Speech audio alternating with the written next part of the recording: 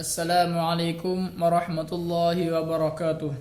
Alhamdulillahirabbil alamin. Wassalatu wassalamu ala asyrafil anbiya'i wal mursalin sayyidina maulana Muhammadin wa ala alihi wa sahbihi wa barik wa sallim ajma'in. Amma ba'du.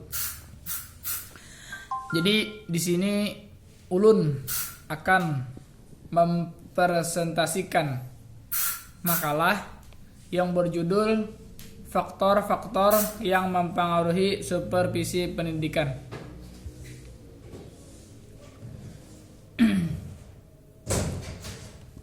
Bab 1 pendahuluan. Dalam proses kehidupan pendidikan merupakan salah satu yang terpenting ketika berbicara mengenai pendidikan.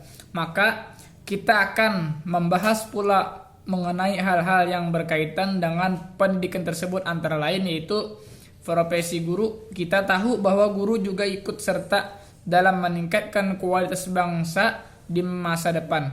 Namun dalam melaksanakan tugas profesinya, yaitu seorang guru tersebut tidak jarang ada yang melakukan penyimpangan ataupun pelanggaran terhadap norma-norma menjadi seorang guru.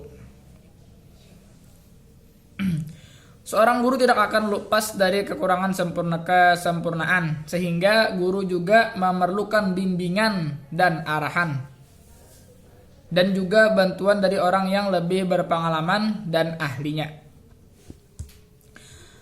Langsung saja di bab 2 pembahasan, supervisi pendidikan. Supervisi adalah segala bantuan dari para pemimpin sekolah yang tertuju pada perkembangan kepemimpinan guru-guru dan personal sekolah lainnya dalam mencapai tujuan pendidikan.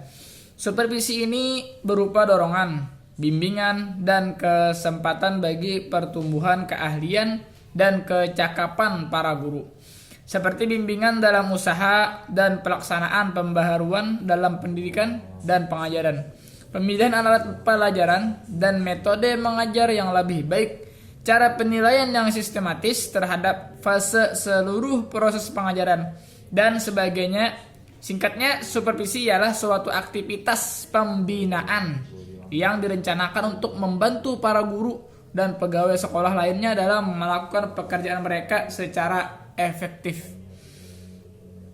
Ada lagi pengertian supervisi yang lainnya. Supervisi adalah merupakan suatu usaha pembinaan kemampuan guru agar dapat berkembang dalam jabatannya, cenderung demokratis. Oleh karena itu, apabila dimulainya proses supervisi dengan melalui persetujuan dan kerjasama yang akan disupervisi sebelumnya tanpa diawali dengan kegiatan terlebih dahulu, maka proses supervisi ini tidak didasarkan atas inspeksi sesuai dengan prinsip supervisi yang lebih banyak memerlukan partisipasi dan kerjasama dengan para guru.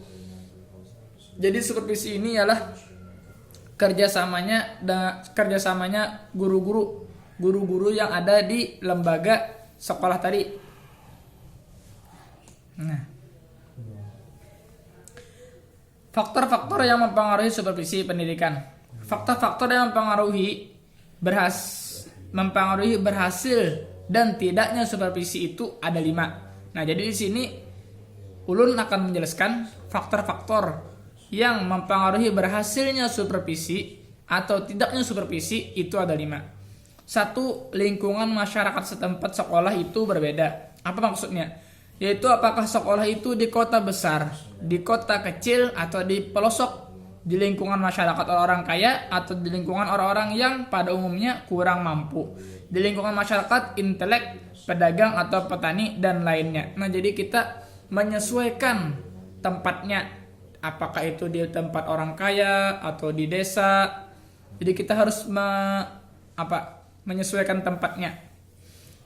Yang kedua, besar kecilnya sekolah yang menjadi tanggung jawab kepala sekolah, yaitu apakah sekolah itu merupakan kompleks sekolah yang besar, banyak jumlah guru dan muridnya, memiliki halaman dan tanah yang luas, atau sebaliknya.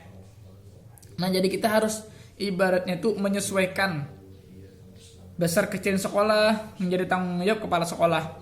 Apabila sekolahnya besar, maka gurunya pun banyak juga. apabila sekolahnya kecil, maka gurunya pun sedikit.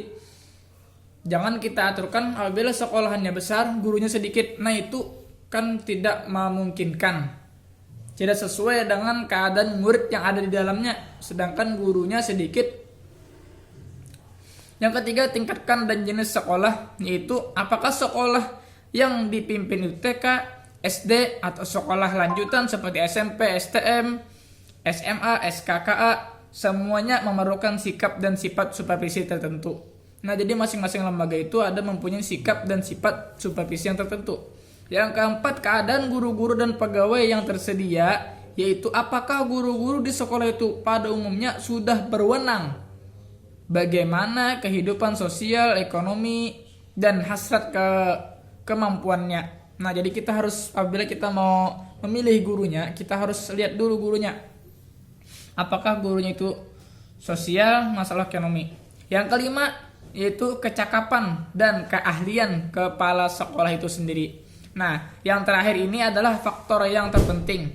Bagaimana baiknya situasi dan kondisi yang tersedia jika kepala sekolah itu sendiri tidak mempunyai kecakapan dan keahlian yang diperlukan. Nah, jadi kepala sekolahnya ini harus mempunyai kecakapan, pola berbicara yang bagus,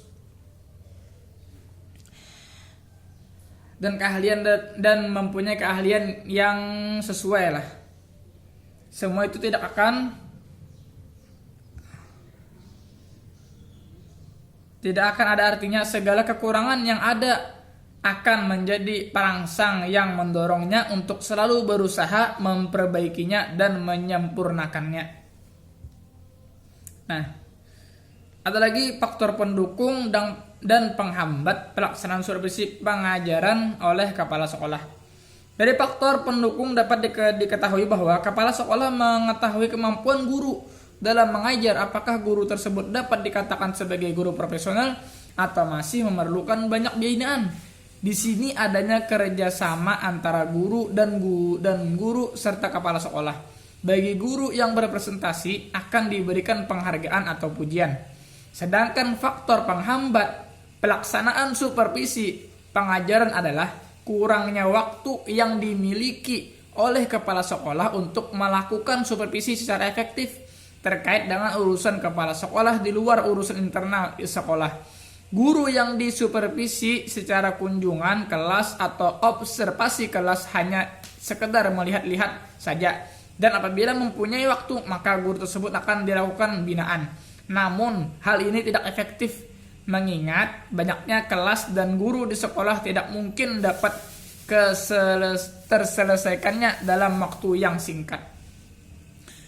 Nah, sekian makalah dari Ulun. Kurang dan lebihnya Ulun banyak minta maaf dan ampun karena Ulun masih dalam tahap belajar dan Ulun juga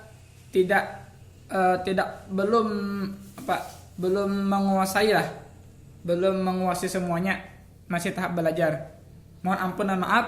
Assalamualaikum warahmatullahi wabarakatuh.